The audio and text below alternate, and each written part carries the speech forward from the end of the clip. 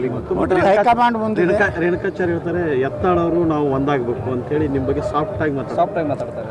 ಯಾಕ್ರಿ ಉಚ್ಚಾಟನೆ ಮಾಡ್ತೀನಿ. ಇನ್ನೆರಡು ದಿವಸದಲ್ಲಿ ಯತ್ನಾಳ್ ಉಚ್ಚಾಟನೆ ಖಚಿತ ಆಗ್ತಿದ್ರಲ್ಲ ಮೊನ್ನೆ ಟೂನ್ ಚೇಂಜ್ ಯಾಕ್ರಿ ಅದೇ ಅವ್ರೇನೋ ಈಗ ಮ್ಯಾಗ್ ಗುರ್ತಾಗ್ಬಿಟ್ಟೈತಿ.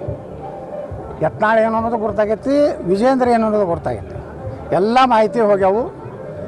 ಯತ್ನಾಳ್ ಹೊರಗೆ ಹಾಕೋದು ಆಗೋದಿಲ್ಲ ಅಂತ ಗೊತ್ತಾಗೈತಿ. ಅದಕ್ಕೆ ಪಟ್ನೆ ಎಲ್ಲರ ಯತ್ನಾಳ್ ಅಧ್ಯಕ್ಷ ಮಾಡಿಬಿಟ್ರೆ ಹಂಗತ್ ಹೀಗೆ ಬಚಾವ್ ಬಚಾವ್ ಬಚಾವ್. ಇಲ್ಲಾಂದ್ರೆ ಈಗ ಯತ್ನಾಳವ್ರು ಬೇಡಿಕೆ ಹೇಳಿದ್ರೆ ಯತ್ನಾಳವರು ಮತ್ತೊಂದು ಹಿಂದುತ್ವ ಆಧಾರದ ಮೇಲೆ ಪಕ್ಷ ಕಟ್ತೀನಿ ಅಂತ ಬೆದರಿಕೆ ಹಾಕಿದ್ದಾರೆ. ನೋಡಿ, ನಾವು ಯಾವುದೂ ಪಕ್ಷ ಅದು ಕಟ್ಟೋರಲ್ಲ. ನಮ್ಮ ಪಕ್ಷವನ್ನೇ ರಿಪೇರಿ ಮಾಡ್ತೀವಿ. ನಮ್ಮ ಪಕ್ಷ ಹಿಂದುತ್ವದಿಂದ ಏನು ದೂರ ಸರಿದತ್ಲ ಮತ್ತು ಹಿಂದುತ್ವ ಕಡೆ ತೊಗೊಂಬರ್ತೀವಿ. ನಮಗೆ ಪ್ರಧಾನಮಂತ್ರಿ ನರೇಂದ್ರ ಮೋದಿ ಮ್ಯಾಗ ವಿಶ್ವಾಸ ಇದೆ. ಅವ್ರ ಮೇಲೆ ನಮ್ಮ ವಿಶ್ವಾಸ ಇರೋದು BJP ಮೇಲಿದೆ. ನಾವು ಯಡಿಯೂರಪ್ಪನ ಮ್ಯಾಗ ವಿಶ್ವಾಸ ಇರಲಿಕ್ಕಿಲ್ಲ, ವಿಜೇಂದ್ರ ಮ್ಯಾಗ ವಿಶ್ವಾಸ ಇರಲಿಕ್ಕಿಲ್ಲ. ಆದರೆ ನಾವು ಭಾರತೀಯ ಜನತಾ ಪಾರ್ಟಿ ಮೇಲೆ ವಿಶ್ವಾಸ ಇದೆ, ನಮ್ಮ ನರೇಂದ್ರ ಮೋದಿಯವರ ಮೇಲೆ ವಿಶ್ವಾಸ ಇದೆ. ಅಟಲ್ ಬಿಹಾರಿ ವಾಜಪೇಯಿ ಅದ್ವಾನಿ ಕಟ್ಟಿದಂಥ ಪಕ್ಷದ ಕಾರ್ಯಕರ್ತರು ನಾವು ಯಾವ ಕಾಲಕ್ಕೂ BJP ಬಿಟ್ಟು ಹೋಗೋದಿಲ್ಲ. BJP ಏನು ಹಿಂದುತ್ವದಿಂದ ದೂರ ಆಗೈತಲ್ಲ ಅದು ಮತ್ತೆ ಹಿಡ್ಕೊಂಡು ತಂದು ನಿಂದಿರ್ಸೋದು ಅಷ್ಟೇ.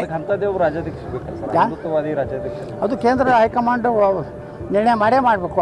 ಹಿಂದುತ್ವ ಆಧಾರದ ರಾಜಕಾರಣಿಗಳನ್ನೇ ಪ್ರೊಟೆಕ್ಟ್ ಮಾಡಿದ್ರೆ ಮಹಾರಾಷ್ಟ್ರದಾಗ ಬರಬೇಕಾದ್ರೆ ಹಿಂದುತ್ವದ ಆಧಾರ ಮೇಲೆ, ಉತ್ತರ ಪ್ರದೇಶದಲ್ಲಿ ಹಿಂದುತ್ವದ ಆಧಾರ ಮೇಲೆ, ಆಸಾಮ್ ಹಿಂದುತ್ವದ ಆಧಾರ ಮೇಲೆ, ರಾಜಸ್ಥಾನ್ ಹಿಂದುತ್ವದ ಆಧಾರ ಮೇಲೆ, ಮಧ್ಯಪ್ರದೇಶ ಹಿಂದುತ್ವದ ಆಧಾರ ಮೇಲೆ, ದಿಲ್ಲಿ ಹಿಂದುತ್ವ ಆಧಾರ ಮೇಲೆ, ಮತ್ತು ಕರ್ನಾಟಕನೂ ಹಿಂದುತ್ವ ಆಧಾರ ಮೇಲೆ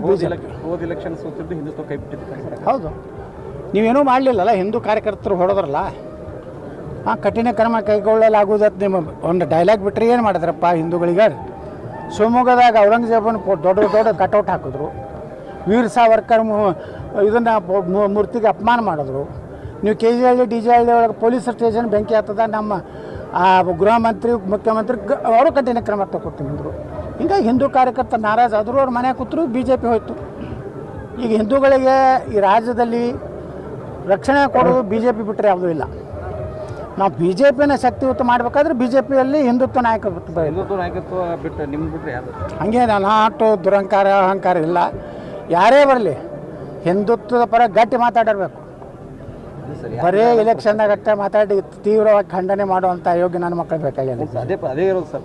ಅದು ಅವ್ರನ್ನೆಲ್ಲ ಕಿತ್ತು ಹಾಕ್ತಾರೆ ಹೇಳ್ರಿ. ಮ್ಯಾಗಿನವ್ರು ಗುರ್ತಾಗೈತೆ.